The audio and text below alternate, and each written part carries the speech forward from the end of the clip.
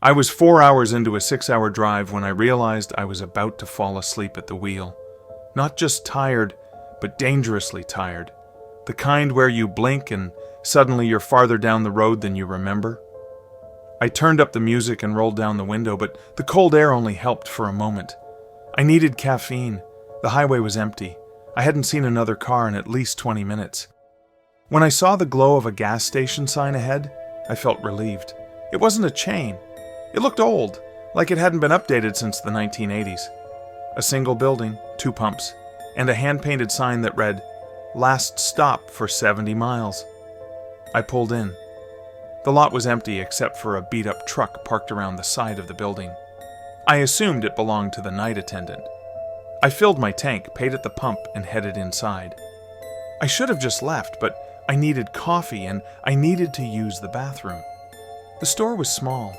A few aisles of snacks and car supplies, a coffee station in the corner with glass pots that looked like they'd been sitting there for hours.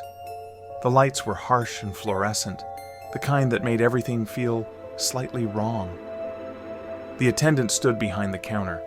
He looked about 50 with thinning gray hair and eyes that seemed exhausted.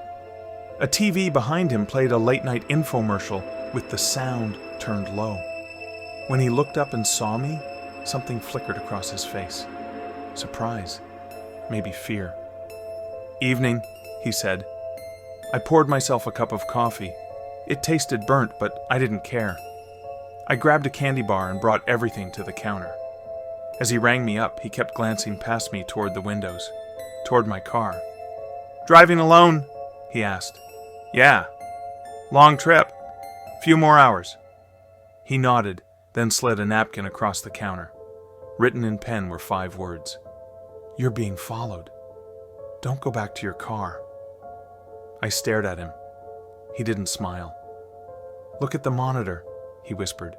He pointed to a small security screen behind the counter.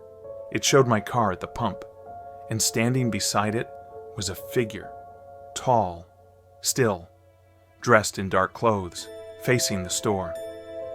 I turned and looked out the window.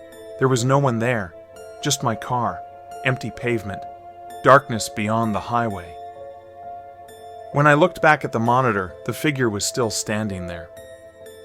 "It doesn't show up when you look directly," the attendant said. "Only on cameras." He told me 4 people had stopped here late at night, 4 people who went back to their cars. Their vehicles were found miles down the road, engines running, drivers still in their seats. No injuries, no explanation. Just sudden death. He said if I stayed inside until sunrise, I'd be safe. Whatever was outside couldn't come in. I didn't argue. I stayed. He locked the front door. For hours, I watched the monitor. The figure never left. Sometimes it stood closer to my car, sometimes closer to the building.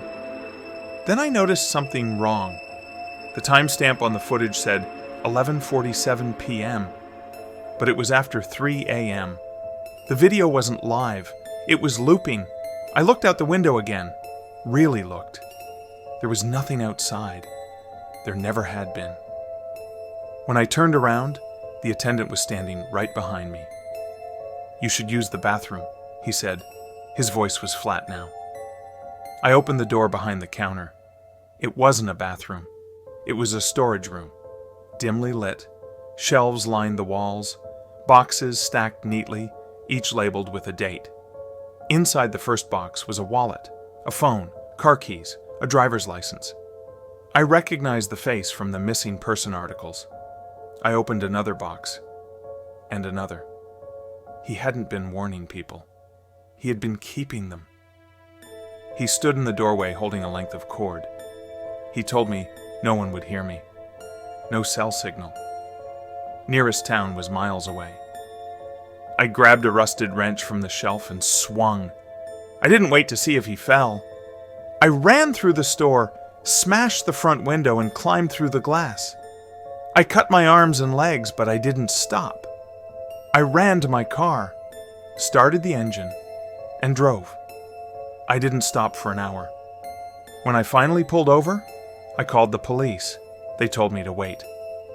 As the sun began to rise, I looked back toward the gas station one last time. Through the broken window, I could see the security monitor.